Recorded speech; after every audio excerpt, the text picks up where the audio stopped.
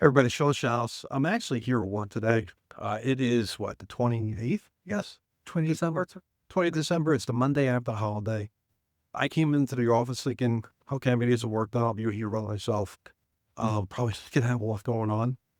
The doorbell rings, and about 9 o'clock, Andre's at the door. I'm thinking, wow, who's here? Our office, by the way, we're in Chatham, New Jersey. We're really like a non-branch, is what we're called.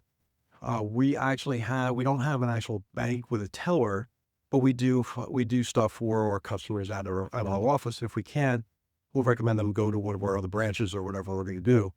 So anyway, Andre comes in and he says, hey, I have some questions. I'm trying to possibly do a HELOC on my house. I have some personal stuff I want to take care of. And, wonder if you can help me. And I said, it just so happens that that's what we do in our branch here because we're US Bank Home Mortgage. He also has, how long have you had your mortgage with US Bank? About since 2012, so about 13 years. So 13 years you've had a loan with us. So what's funny is, interestingly enough, how did you find out about US Bank, by the way? I'm curious. You know it, what refinance, my wife and I refinanced maybe the second or third time, interest rates were at a all-time low, 3.75. And it just ends up, US Bank is the best deal. Yeah. So the reason why I ask is we're a Midwest bank, and most of the stuff from about the Mississippi over most of our stuff is done on the internet and stuff like that, or virtual banks. Our office, it is actually in Minnesota. So, it's surprising you've had your loan with us for that long, which is great, by the way. We appreciate you being a customer. So anyway, we sat down and Andre started talking about doing a HELOC because you're just getting ready to retire and you retire from two jobs. Yep. We found out that we actually worked in the same plant. We both worked at the beer factory in the local Budweiser plant, which go figure, we don't look like beer drinkers, but it is what it is. And we probably worked there around the same time. And then after you did that, you retired from there, and then what you did?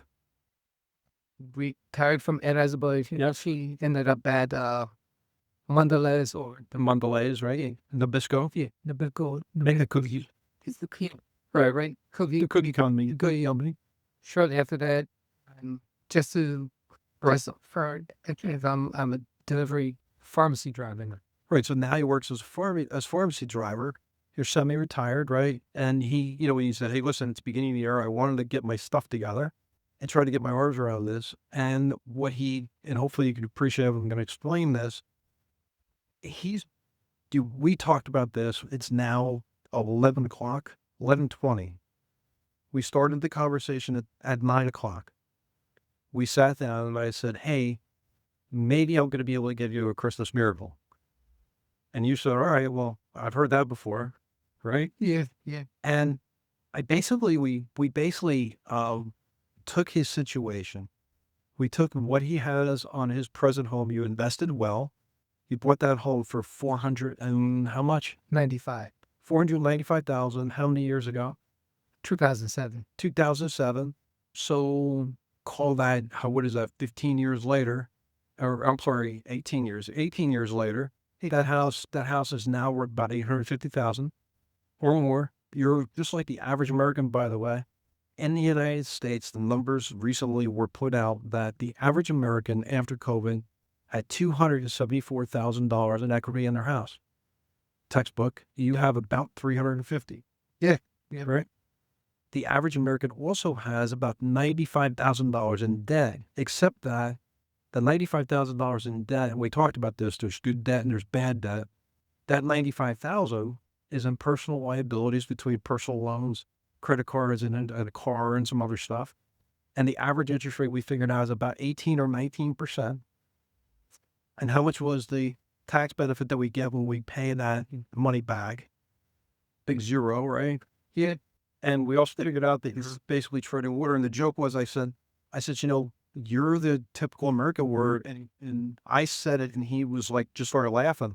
And I said, do you feel like you got a noose around your neck? And he goes, yeah, you have no idea. He goes, I just try to figure out how to get out of it or how to pay it off. And I just want to get this done because I'm trying to retire. Yeah. Right? You have a son who's 40 years old. Assuming you want to spend more time with him. Yeah. So you could either cut the rope up here and say, I quit, or you could cut the rope here and say, hey, free me of the rope. And what we did was I looked at the loan, and by the way, how much is your interest rate now?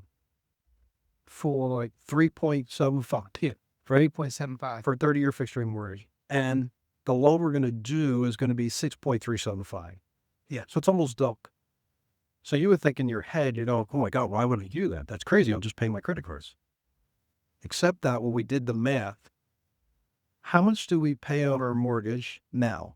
Just your mortgage. 41.37. 41.37. And how much do we pay on the personal liabilities and credit cards and all that other mess? Oh, about 3,000. $3,154. Not that I'm being exact, but I just remember it because I'm blown away, by the way. When we get done, we're going to take the equity out of your present home. We're going to pay off your mortgage, which is $328,000. We're going to give you a new mortgage. It's going to double the rate almost. It's going to go from 3.75 to 6.75. I'm sorry, 6.375. But the difference is this. We're going to pay off $84,000 of personal debts. We also owe the IRS some money to the tune of $40,000. By the way, the IRS are like cockroaches. Once they get in, they don't get out. Okay. We're going to pay them off in one shot. We're going to pay off all your personal debts. We're going to pay off the IRS when they come to the room. When we get done, right now, if I remember right, 4,100 and change, 3,100 and change, 7,200 and change is what you're paying a month in debt. You only get a tax benefit, though, on the 4,100 because that's what's being paid toward interest on the loan and taxes. Yeah. Minus a couple $100 for your insurance. On the new loan, we're going to pay off all your debts. We're going to pay off all your taxes. You're going to have no liabilities. You're going to have one payment. That payment is $4,750. I think it's $4,753. $4,753 from what you were paying previously was $4,100 and change. Plus, you had the new surrender deck where another $3,100 that you had to pay. You're now going to pay $4,700 and change, and Uncle Sam's going to give you a tax deduction. And even if, because you're semi-retired, let's say it's 30%, just to be per poops and giggles. 30% on 4,700, call it 5,000. That's $1,300 a month. That means your net payment is $3,000. By the way, your net payment right now, after your tax benefit, is roughly $3,000. So at the end of the day, we just took the money from your house. We paid off $140,000 plus 82 to $124,000. We paid off $124,000 in debt, and we paid it off with the money from your equity in your house, which means that you're going to get the tax write-off from the money you're using from the house to pay off that debt, which means that if it's a 30% deduction, 120, that's $36,000. You're paying off 100 and whatever that were. Jeez, my brain is fried. 126. You're paying off $126,000 in debt for roughly $90,000 plus or minus. That's a big change. That's huge. That's huge. And forget about the money and the savings. He asked me and you said to me, I said to you, how does that make you feel? Or like you just look like you want to cry or whatever, you want to cry. And then you asked me how I felt. I was like, dude, it's like honest to God, there is nothing in this world that makes me more happy than to go, hey, by the way, how much is it going to cost us to do the loan? At this point, we're paying you to do the loan with us because you're already a customer. We're going to give you $1,000 for your closing costs because you're already a customer. And then we give you a credit for like 800 and change. Your total closing cost. But at the end of the day, when we ran the math, we're giving you $800 back. So, let me ask you a question. Clay. Tell me what you were thinking on the way to the door, before you ran the doorbell. Before I rang the doorbell, this goes back from the beginning of the year up to now. I'm in a situation that's overwhelming. But you go day by day, week by week, and you start assessing and evaluating. This is almost impossible. Right. It's overwhelming, but you still go day by day, finding how things work out. And especially if you're a person of faith, you know it's going to work out. You don't know how, you don't know when. You don't know how the war is going to provide. Yeah, but You just know there'll be an answer somewhere. all I know is that things are going to get better days ahead. But I knew there was answers, but I had to go out and do some homework, at least talk to people. It is better to talk to persons like Sean face to face than calling this one, calling that one, because it will be even more self-defeating. To your question, I knew yesterday going into this morning, I knew I was coming to US Bank, Chatham. It was about 15 minutes away from my home. And I had my folder. It came with all the information. It came like these foolish schools. So I didn't know it was going to come down to I was saving some money, but in my mind, in my heart, I knew I could do better. I'm fortunate, and I'm just saying it because you see it, but I'm fortunate I met someone, or God bless me with someone that's honest, that's sincere, who wants to help. And I believe I got that help today. It's such a relief knowing I could literally breathe again. And in fact, on my way out, I'm going to call my friend and recommend him and his wife. At least come listen. Absolutely. Because there's so many people, and we talk about this from time to time, especially in church. You want to be good stewards, but it's not be good steward if you're not financially literate. There is And if you don't have that literacy or that answer yourself, better to seek some professional help. sure. You don't have to make a commitment, but if this is where you were, like in the boat that I was in, and this is where you could be at, by all means, here we are. I said to I said Like, we can't make this up. I honest to God, I couldn't make this up if I wanted to. Where you would come to my door and I get to do what I love to do, which is to say, let me show you how the math works. Let me show you how I can save you some money. And there's times when I do that math and it doesn't work.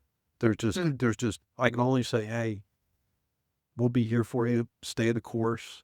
But in some cases, in your case, we're able to do it. Listen, I appreciate what you're saying. I just think that what we talked about too is there's so many people out there. I got to imagine it was stressful coming to here with all your stuff saying, all right, what are they going to think of me? What are they going to do? How are we going to do this? You know, did I do something wrong? Did I do something right? And I mean, listen, I talked about this with you in my office and I go, there's people that cut the rope from here or they cut the rope from here. We cut it from here. There's some people that just say, you know what? I'm not gonna work on the job. You're in the, can I share your age? go ahead. You look better than I do, by the way. He's mid-60s and took another job because you're still paying those bills and everything, right? Many people could have said, all right, the hell with it. You know what? I'm in my late 60s, the hell with it. Let it go to the grave with me. The problem is then your kids have that debt. And in your case, you know, here's the fun part of this whole situation. First of all, it's the holidays, the time of giving. You talk about, I had this conversation recently with somebody and they were talking about charity and this and that. And I mentored with a guy named Michael Vance. You probably don't know his name. You probably have no idea who he is. But if I said to you, thinking out of the box, when we were kids, you've heard that expression. Reason why was he was Walt Disney's creative director. He was the guy who put the sound in the rock and It's a Small World on that ride. He was on like the maiden voyage with, it was Walt Disney's brother, Michael Vance, and Mother Teresa on the maiden voyage for the Himalaya, whatever that, can't think of that ride. I call it the Himalaya because that's what it is about it, amusement, but that's whatever it is. And why Mother Teresa was because Michael Vance was one of the biggest benefactors of the Catholic Church. And he did a mentoring group with us. We were in a group with about 65 of the best realtors in the country, and he came in and he was my mentor's mentor. So Mike would have been he's probably 110 by now. He's passed away, but so Mike says, and he was, by the way, they got Goofy. They modeled Goofy after him was the joke because Michael created Walt Disney's Disney University, right, where they do all the drawings and all that stuff. And they said, oh, they modeled Goofy after him. And I'm like, you can see it because he had like the curly hair. And I said, and there was 2 questions that he asked, I'll never forget. He said, Mike, where do you do your best thinking? He goes, oh, that's easy. I do it in the bathtub, in the bubble bath. A bad big book, but you're talking about like grown man in his 80s. It's like, I do it in the bubble bath with being in a glass of wine. He goes, I do my best thinking there. He goes, anyway. So then we said to him, like, what do you, what do you think is one of the first places where people should look for charity, to give money away or for charity and stuff like that? He goes, let me tell you something. He goes, until you can close your eyes and know that your family's been provided for, you've been provided for, and you can sleep at night without stress. He goes, your first charity should be you. And I'll say it again. He goes, your first charity is you and your family. So when you're saying like, I'm a man of faith, I'm in the Knights of Columbus, we give a certain portion of our income away every month, and my wife and I for our teething to our church. And what's interesting is, even doing all that, we still have to kind of go back and look at ourselves and go, I mean, first of all, do you want to give some bank or financial institution, the credit card company, an extra $2,200 a month? Absolutely not. Would you rather put that money in your retirement account or put towards your kids, your grandkids, or hell yeah? Do you still like, and by the way, we figured out the math. You're wanting part-time or full-time at a pharmacy. And pharmacy, Right? And you're a driver or whatever. How much, you talk about this. At the end of the day, how much satisfaction is that? Yeah, to be honest with you, it's because wrong with this. It's satisfying because it's I mean, you see what that? it's a means to an end. But here's the thing, especially when you look at that service. Yep. Service to others. Over the last 4 years, that's what I've done. On one level, you look at the delivery drive. It's Mike. But over the last 4 years, I've completed 60,000 or more deliveries. Oh my God. Yeah. I'll say that again. You've helped 50,000. change the lives of 50,000 people. And to that point, That should be gratifying. My God. what I do also, I've been involved with the health and wellness company. I use the products, I sell them, I share with people a little bit. Huge impact. 50. Wait. That means that's 100 deliveries a month. Yeah. If I do the math, if I just take 50,000 divided by 4, for why? And it's 200 plus weekly. Do you say that again? 200 plus deliveries weekly. So you're impacting 200 people a week. At least. Where you're delivering their farms within Or the pharmacy itself. So we might not want you to quit your day job. But with the health and wellness part of it, it's not only you're making deliveries, you're providing solution. Absolutely. People's health and wellness. Sean, and we'll talk about this later, but we have a product that would allow me to put on display at the pharmacy, but it's a product that impacts you. Right. That you would not believe. And that helped me to connect the dots with how do you not just a delivery driver, you're the spokesperson. You're the wellness guy that's helping people. So when it's on one level, you're helping somebody out, but another level, you can't. Thank you for saying that. You're going, and this is, you're helping go from to what I share with people with some, performance break. Wow. And I say that sincerely because instead of spending, you're saving. And there's it's called, not to get too deep, but it's called Maslow's hierarchy of needs-based hierarchy. And when we were kids, you might have thought it was a triangle. And at the top, that triangle is, what are the things that are going to make the average person feel, I hate to use that word, but, whatever. The best version of yourself is probably what people of faith would say, like, how do I become the best version of me? Or myself in God. My notion, interpretation of the manifestation. Right? And what they talk about is, at the very top is food and shelter. Most important. what we have. Then it becomes self-actualization, which is you went from one job to another, you became very successful, you retired and went to another job and became successful. You raised your son was in his 40s, you got a successful marriage. You have all these things, right? That is the self-actualization part, which is basically your ego and the self, you're satisfying yourself with the company. When we talk about the money, though, it's all with the money. The money, I had a great mentor, it was actually Michael Vance, and he said it jokingly but seriously. He said, money is like oxygen. It's not everything. By no stretch of imagination, people say, oh, money's a bad thing. If you read the scripture, it's really not. But, he'll say, oh my God, if you read scripture, money is terrible and this and that. It's really not. But he would say, hey, it's not everything out there, but try living without it for about 10 minutes. It's like oxygen. Try living without it. We all have different standards to live at. Some are been Whatever it is. I have a friend of mine that we don't time refer you to. He laughed at me, but he said to them, make it hard for everybody else. He says, when the landscaper comes by and I just sleep and the guy with the charts, he said, $100. I said, you got to rate from a backyard to $100. No, dude, it completely $200. So he said, Why would you do that? he said, you make it harder for everybody else. I said, but yeah, buddy. But he deserves that.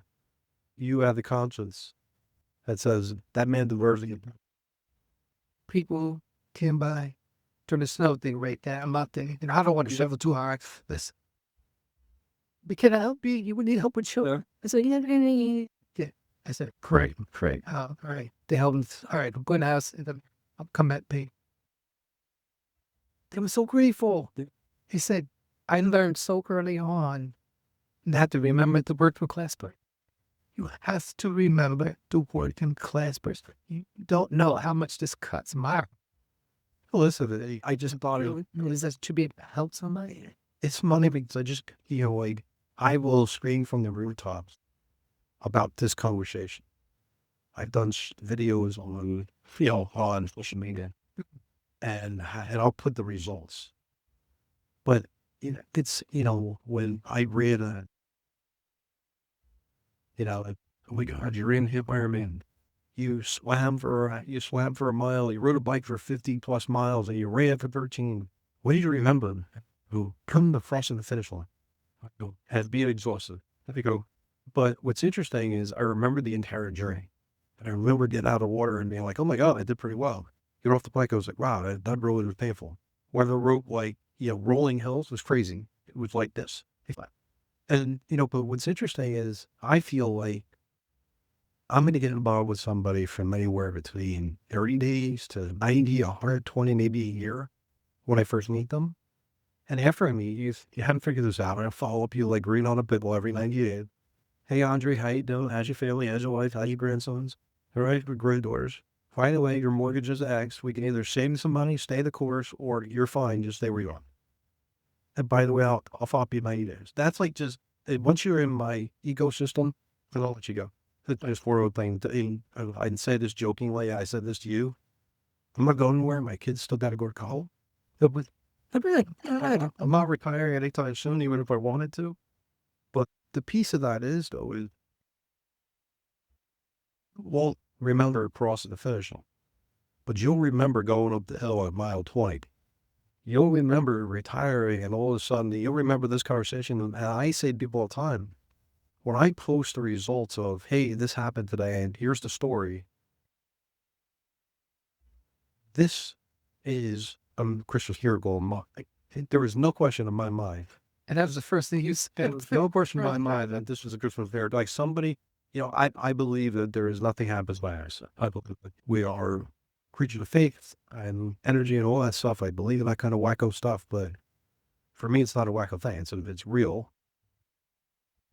Ringing the doorbell and me happen to be here. I don't see that as an accident, especially not this conversation. Because of the stuff that I do with the wellness products. Right. It's done in sales. Yeah. Sales. And it's not so much what you tell us like, but it's the questions you ask. Yep. Right. And Call the sales is a question. through in the question, I said this with my son, I said, call it to person to say, what would be the, what would be the, well, from 9 a.m. to up to, Here would be the, here's a rough idea for you. We have, and by the way, most of the law officers are working at home. We have probably 30 or 40 law officers that my boss reports to. That report to my boss and my boss. Like, thank you to my senior manager. Well, the way that we operate for the most part is, if we're not in the field, we're not making money. But we do spend a lot of time in the office. But the likelihood of catching more than 3 to 5 people in the office at one given time in this office is probably 100 to 1. You'll find somebody here every day, and it may not be me. It might have been somebody else who just said, "Oh, we don't do that. You'll have to go to a branch." But or it wouldn't, and I'm not taking anything away from anybody. I'm just saying that we all have a different approach. I was trained in the salesperson where my kids joke about it. I'm a girl dad. I told you that. I'm allowed to do 3 things on that: real estate, mortgages, and that's pretty much it. And because I'm the geek, like a perfect example of this, my daughter knows more about sports than I do. And I only now started to get to know sports. Like 5 to 8 years ago, my boss called me up, who's now my boss, said, "Hey, I want to take you to the Yankee or the World Championships of baseball, or the playoff, or it was the World Series. It was the Game 5 of the World Series." And I called him back and I said, you know what? Take somebody that knows something about baseball. I'm not that guy. I don't know which team to root for, and I know it's an experience, but you know what? Take somebody who's going to appreciate the coin. And I appreciate it. that's fair. I appreciate the offer, but I think you'd be better off thinking who's really going to appreciate it. And still this day, we laugh about that. But I'm kind of lost my train of thought of where I was going with that, but the reality is, there's very few things, and when you talk about sales, I was studying sales. I thought it was some of the craziest people on the planet. I train people, coach people, but thank God for my boss when he said, when you talk about real estate, your eyes glaze over. And I was doing real estate at a very high level in New Jersey. And it was like being a big fish in a small pond. And I had friends all over the country, and there was 50 or 75 of them that went in group of British. Now I is doing that, exercising, what you would call almost like I'm saying, I've done this presentation probably no less than 500 times. And you were laughing. I go, okay. And I put it on the board and we went, oh my God. And even when I did the math and I go, I don't know if you heard what I said the first time. I go, that can't be right. Those numbers don't add up. And then all of a sudden I went, where I thought it was $2,000 a month you were paying out, it was really closer to 3. I know I want to wrap this up so you and I can both go home and enjoy it. But I just think, if you had to leave somebody with a question, what's the question they should ask themselves? Here's what I always, at the end of the year, I always recommend people what I call a year-end loan consultation. In my mentor, you may have heard me before, he used to say, do a checkup from the neck up. Well, I would say, do a checkup from the neck up. And people have never heard of that. Him and Reverend Mormon Vincent Peale. Yeah, he's at the top of franchise. He passed away, but his son is actually still, his name was one of my mentors years ago. So the funniest thing, I'm just going to leave you with this. If you're a sales guy, you'll appreciate this. I go see Zig Ziglar, but he says, we're looking for a new home. So I forget what he used to call his wife. He had a special name for it. He'd say, my hut is looking for a house. She called me and she said, with his Texas joy, he goes, honey, when are we looking for a home? And he says, I want a living room so big that I need a ride-on vacuum cleaner. I want a house so big that I need a ride-on vacuum cleaner. It's like, and it's, as you know anything about Zig, he loved his wife, loved his family, and probably with a funnier presentation style. Listen, I appreciate you, sir. thank you. You're a blessing. It was a blessing to come in for. Yeah. Cut the ring. I can breathe in, and this is impactful when I'm telling you I'm gonna call my friend like, hold on. Or actually, like you're willing to sit down and share the story. So that impact over that you've been helped. But if you help somebody else, at least pay it forward. you pay for it. But at least you want to hear there's something else that really instead of being because that's hard. You came in like this. Yeah. You're leaving like this. That's hard. Day after day, week after week, month after month. Oh my God. But you know there's going to be a better day. But Better days. okay, this is by far. My friend, listen, it's beautiful. What would be the odds? So that's What is the lead beyond with this in here?